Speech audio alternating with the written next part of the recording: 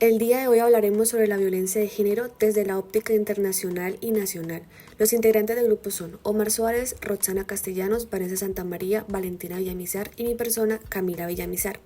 El abordaje se va a dividir en 5 puntos: concepto, elementos, bien jurídico protegido, normas nacionales e internacionales y cómo se afecta a los derechos humanos.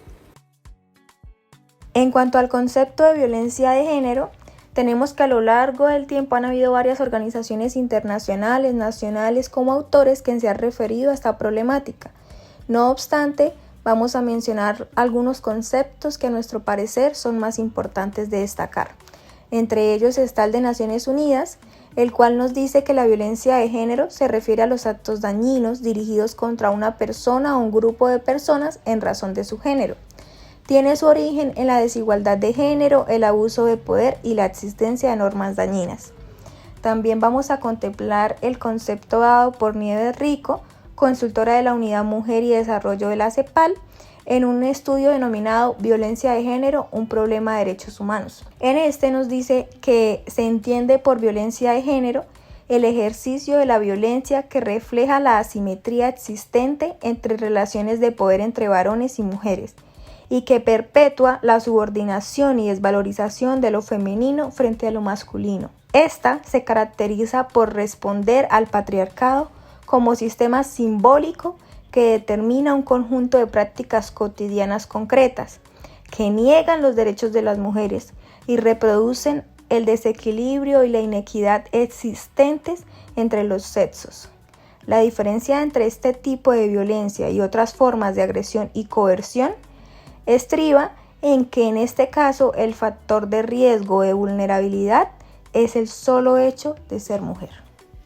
A continuación conoceremos cuáles son los elementos que componen la violencia de género. Partiremos que la violencia de género es un fenómeno complejo que se manifiesta de diversas formas, pero que tiene en común la intención de causar daño o sufrimiento a una persona por su condición de mujer.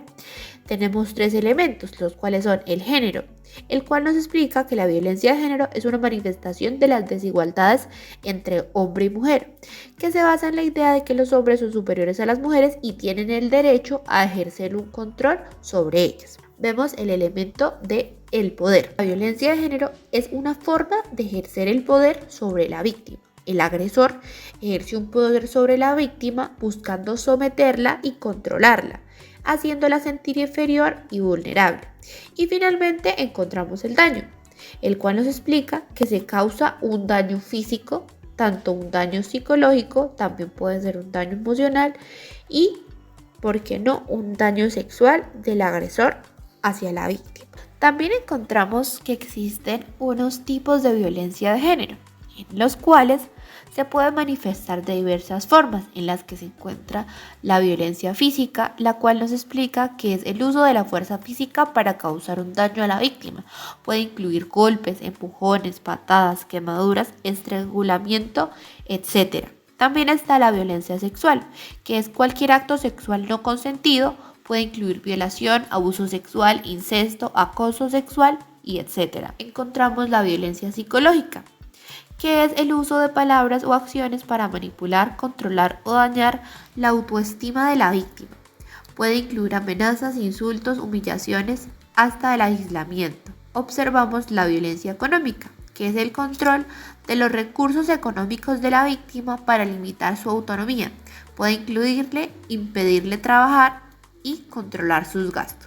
Uno de los principales bienes jurídicos protegidos en torno a la violencia de género, por lo general, es la paz familiar, amparando aquellos ambientes familiares caracterizados por el miedo, la dominación y las diversas formas de violencia contra la mujer, como lo son la violencia psicológica, económica o vicaria. Estas violencias afectan el núcleo fundante de toda sociedad, que es el núcleo familiar. La familia es el núcleo básico de toda sociedad porque es donde se establecen los primeros vínculos y se transmiten los valores, tradiciones y culturas.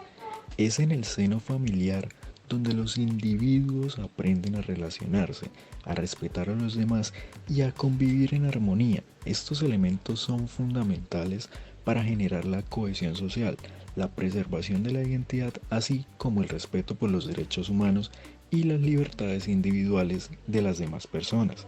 Cabe aclarar que el bien jurídico protegido en la violencia de género puede ser diverso, dado que depende principalmente de la conducta desplegada por el agresor.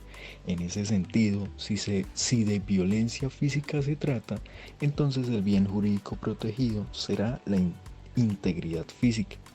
O si el episodio de violencia se da dentro del ambiente familiar, el bien jurídico a proteger será la familia.